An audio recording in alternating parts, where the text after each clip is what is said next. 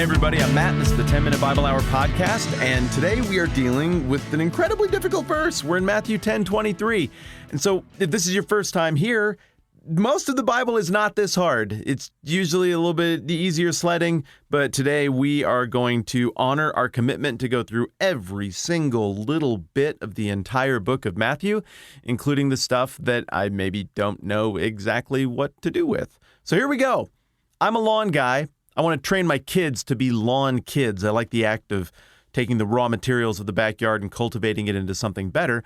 And most of the time, my kids are all over it. They're like, yeah, we love working on the yard. That's fun. That's fine. We'll get it done. And they go right out and do it. But they are kids, so sometimes they're not in the mood, and it takes a little bit of prompting. And when that happens, I do this dad technique where I nebulously describe the future and the order of events to just motivate them to get after it. And it goes something like this.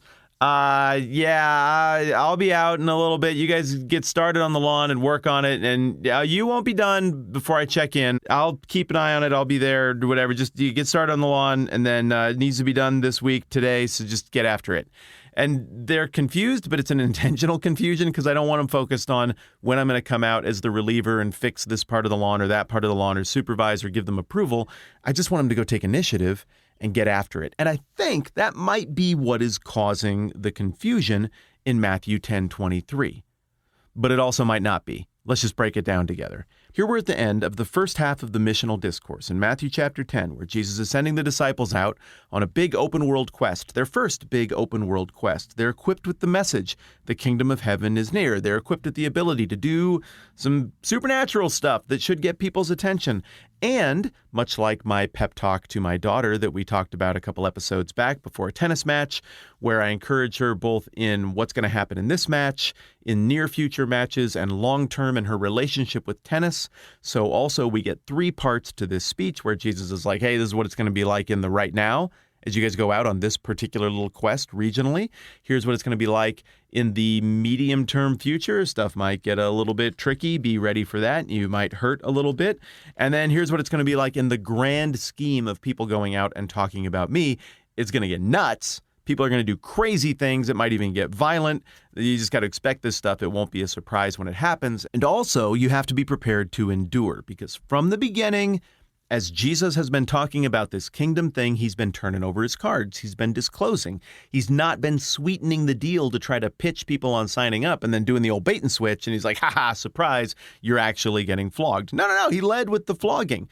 In fact, the values of the kingdom that he's inviting people to at the beginning of the Sermon on the Mount, the Beatitudes, that is, include the language, in fact, the most language about persecution. This is going to happen. And so again, in this second great discourse of Matthew, here in verse 22, he says, all men will hate you because of me, but he who stands firm to the end will be saved. Clearly, he doesn't mean all men in a totally literal sense. He's clearly using an expression here to describe this is something you're going to run into a lot, because already not all men have hated the disciples because of Jesus. Some people have been really excited about Jesus. So he employs this turn of a phrase, and then we get into the really difficult part. When you are persecuted in one place, flee to another. Okay, I lied. That's not the difficult part. That's really easy. That's in keeping with what he said earlier in this commissioning. You go to a town, they're cool, they hang around. You go to a town, they're not cool, dust off the sandals. You don't have to do anything to them, just move on. So we've already covered that. Now we get to the hard part. I tell you the truth, you will not finish going through the cities of Israel before the Son of Man comes. That feels like a very specific prediction, a very specific timeline.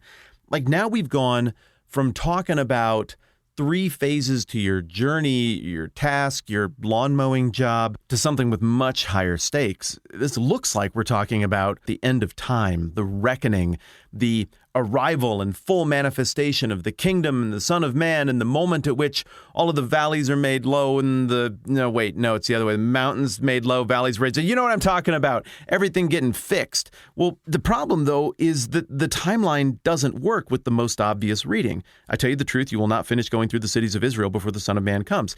It sounds like Jesus would be talking about the mission trip they're on right now, and no thing really happened at the end of that mission trip where you could be like, that is the Son of Man coming and glory and force, or the kingdom becoming evident to everybody, in keeping with the language in Daniel 7:3 that Jesus is drawing on when he calls himself the Son of Man. So what gives? Okay, as best as I can tell, you got two moving parts in this prediction, this phrase.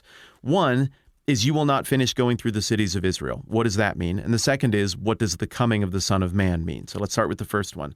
Possibility number one is that you will not finish going through the cities of Israel means the little local towns right around there.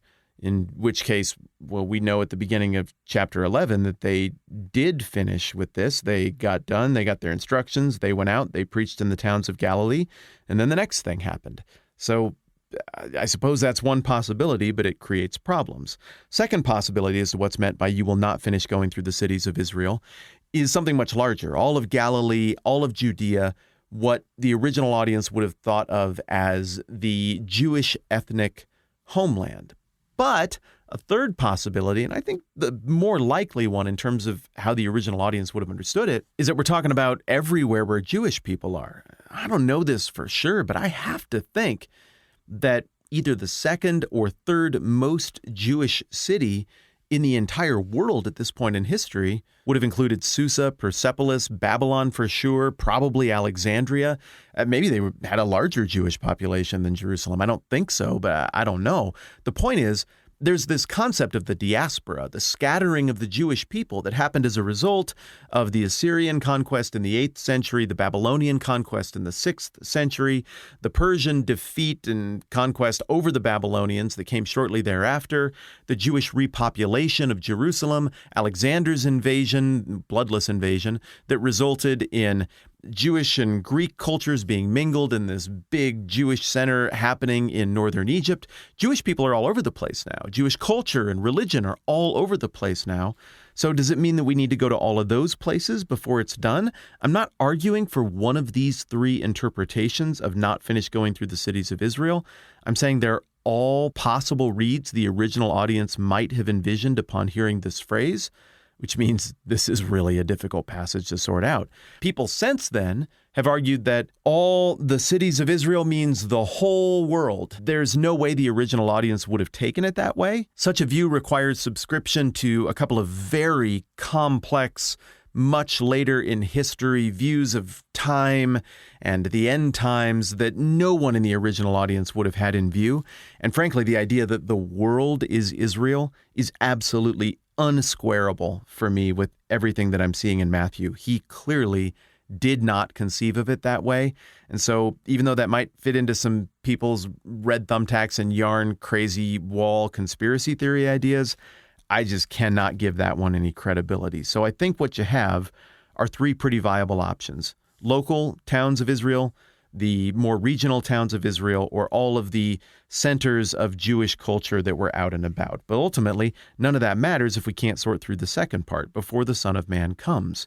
What does that mean? Does it mean when the Son of Man catches up with you while you guys are out talking to these people in these local towns around here? Because it could mean that, in which case the passage is just like, hey, go out and get after the lawn, and I'll catch up with you in a minute. I'll be out there, and we'll just get started. Just be motivated and get on the thing. Don't worry about where I'm standing or what I'm doing. I will be there, and it'll be great. It feels like Jesus is doing something more weighty than that, but that's probably the simplest explanation for the meaning of before the Son of Man comes. And it's probably the simplest explanation for what the passage in general means.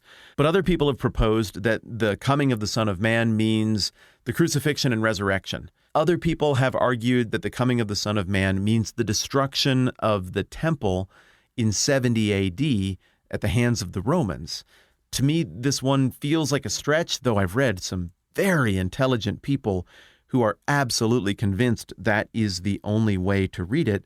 And then, of course, you have other people who would just say Jesus was wrong. He thought that there was going to be some kind of God event that was going to occur while the disciples were out on this little mission trip, and it didn't occur, and so he had to adjust their expectations later. What I can say is this: if you're waiting for the end of this episode to get to the part where I'm like, I made a tension, but it was fake tension, and now here's the actual answer, so you can all feel better. You're going to have to keep waiting, because I don't know, and I am committed in our relationship, in our conversation, to admitting that I don't know when I don't know, and I don't know on this one. I've put a ton of time and thought into this, I have tried to bounce through the rest of the stuff in Matthew where Jesus talks about future things and how that works.